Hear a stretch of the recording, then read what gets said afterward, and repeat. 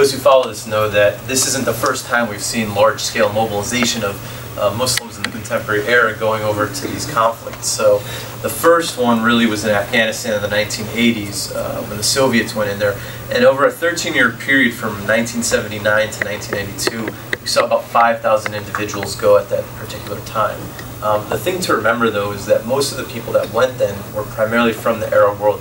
There were some Westerners here and there, but not too many.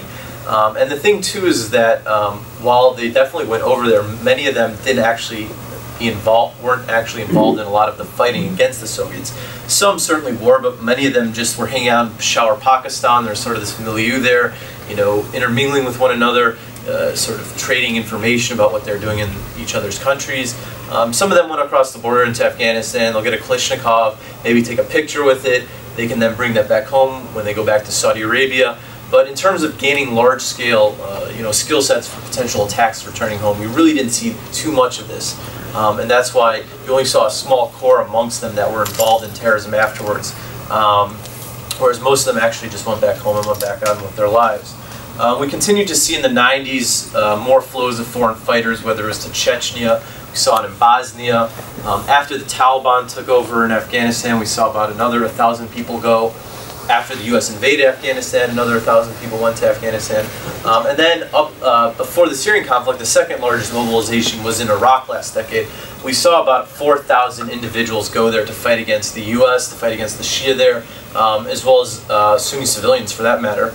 And the thing is that you know, many of these networks that were built up during this time period last decade are the same ones that are being used now again, even though you know, Al-Qaeda in Iraq, now the Islamic State, was pushed back by the tribal awakening and the U.S. surge, but many of the same networks that brought these people to bear and get involved in what's going on are back out on onto the streets. And the thing about Syria is that we've seen an unprecedented amount of people. So only in just a 3-year period, there have been more than 10,000 people who have gone.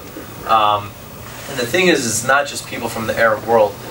It's a wide breadth of individuals from all over the world, actually.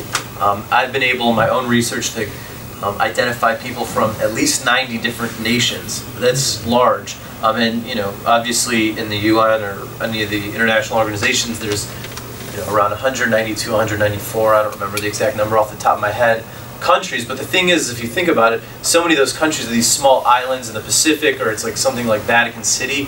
So when you have actual 90 nationalities, that's a huge amount, because these are not just small islands, but legitimate countries in many respects.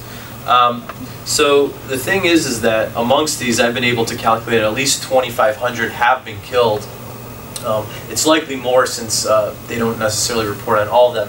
And the largest chunk of people regionally where they come from is, of course, from the Arab world. And within there, the largest nationalities are the Saudis, then the Tunisians, and then the Libyans.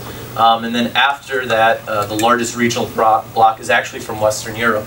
And amongst those, you see a large scale people going from France, Britain, the Netherlands, and Belgium. While there's been a steady flow of foreign fighters that have gone to Syria and now more recently Iraq since around August 2011, after the Syrian uprising turned into a civil war, there have been sort of 3 moments that have led to, let's say, spikes in terms of why people are going, or able to be motivated to go on a larger scale. So one of the first ones was the official public announcement of Jabhat al-Nusra entering into the conflict in January 2012. This was the first time publicly that we saw a jihadist organization be involved in what was going on in Syria, and therefore some individuals believe that finally there was a clear banner, as they like to say, that they can fight under, instead of the FSA, Free Syrian Army, which many of them view as, you know, apostates or sellouts to the West. The second one, which probably was the largest spike in my opinion, was in May 2013. This was when Lebanese Hezbollah announced publicly that they are fighting inside of Syria and assisting the Assad regime at the behest of Iran and its AIJAC. While Hezbollah definitely was involved in some advising and training when the conflict started, this was their first time where they're actively militarily involved. And this created a huge radicalization amongst the Sunni population, especially in the Gulf states. This is when you saw a large mobilization of Saudis going into the conflict. And the first time in the contemporary era that we've actually seen Gulf sheikhs publicly call for jihad as an individual duty, sort of for everybody. Even in Afghanistan in the 80s, Bosnia and Chechnya in the 90s, Iraq, Afghanistan last decade, you did not hear this at all. So this was unprecedented. As a result, this was when you really started to see the numbers push up from, the low thousands into the high thousands. It's also around the same time period where you started to see Western governments be more active or talking about this issue, becoming more of an agenda issue for many of them in terms of what they're trying to do going forward related to their own policies vis-a-vis Syria, and now Iraq as well.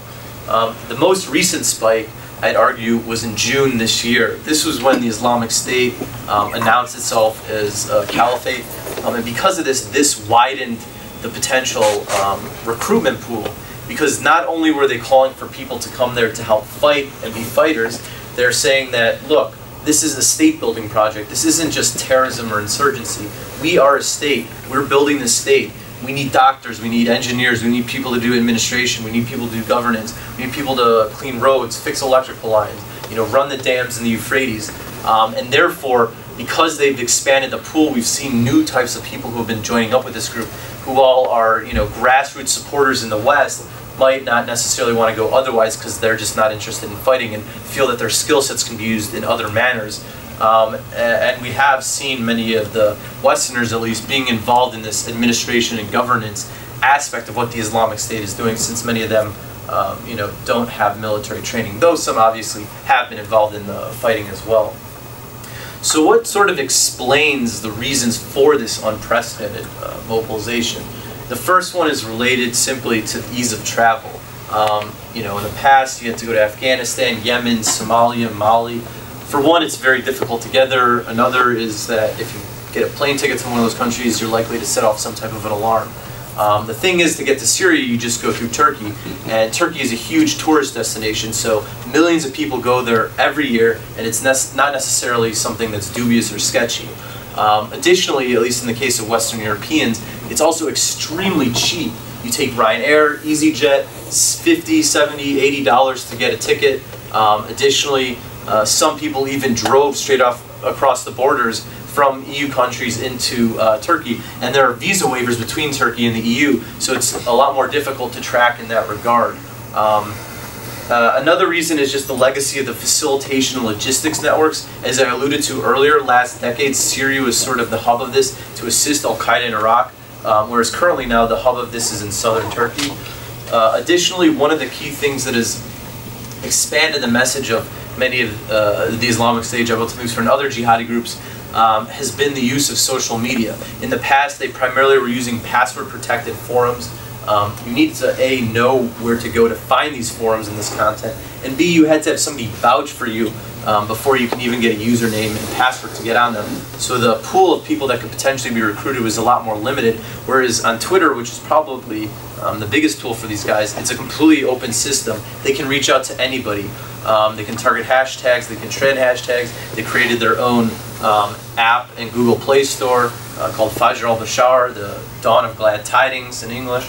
And they're able to utilize it to push out their message even more. And one of the things that they do too is that they target Western journalists, because the journalists view these guys as a sexy news story. They can get a lot of clicks online, maybe a lot of views in the newspaper. But the thing is by doing that, they're creating a megaphone effect where it just expands the message of the Islamic State even more.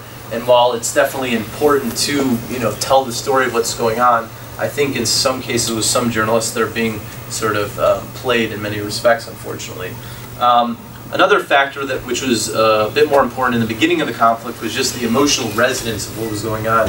So you had the Assad regime, an Alawite government, which was slaughtering a Sunni Muslim population, men, women. People, felt a visceral effect of this and decided to go there because they felt it was a duty to protect them and help them out, especially since they believed that not only was the West not helping out, and they didn't see any Arab countries helping out either, beyond just sort of rhetoric. Another aspect is the so-called five-star jihad. This is something that was pushed in the narratives by a bunch of British jihadis and foreign fighters that went over to Syria arguing that, look, life over here is pretty good, compared to, say, Afghanistan in the mountains or Yemen or the deserts of, Mali. life is nice. You know, it's a relatively developed country, comparatively speaking. You can live in a nice villa, there's a pool in the back, you can hang out there. You know, we have a video game room, you can play Xbox during the day, do your fighting at night. And they also had easy access to mobile phones, which had internet on it through SIM cards from Turkey, since many of them were operating in northern Syria, close to the Turkish border. So, you know, life is a lot better in Syria than, you know, trudging it through the mountains of Afghanistan. One thing that became more of a factor as Iran, Lebanese Hezbollah, a lot of Iraqi Shia militiamen got involved was sort of just a sectarian religious angle to what's going on. And therefore that really inflamed things going forward. Another aspect which is important to many of these guys is sort of the religious part of this. In terms of historically, there used to be a caliphate in Syria based in Damascus, the Umayyads. They're in control after the death of Muhammad. And then also there's this millenarian pull as well. There's a lot of end times prophecies in Islam about you know, this all going down inside of Syria, especially in the Damascus region, and this will lead to the fight between, you know, the good and evil, which will lead to the Day of Judgment, and of course they'll then go to paradise based off of their own opinions. And some of them believe that some of these signs at the end times are actually truly happening. And then most recently, the last one I'd say is this so-called caliphate project, the state building. People want to be a part of this. They, you know, view the fact that the Islamic State has been able to carve out this territory as God's will. They want to be a part of this and help shape and, you know, they feel empowered in many respects, some of these individuals. They feel for the first time since colonialism started 200 years or so ago that Muslims themselves were taking it upon themselves to do something. They weren't forced to do something because of the West, or reliant on the West, or reliant on sort of the apostate Arab regimes, as they like to call them. But in fact, they're doing it on their own, and therefore nobody can stop them, even in the face of this military campaign, because they continue to remain as an entity, and therefore it has some level of resonance for many of these individuals.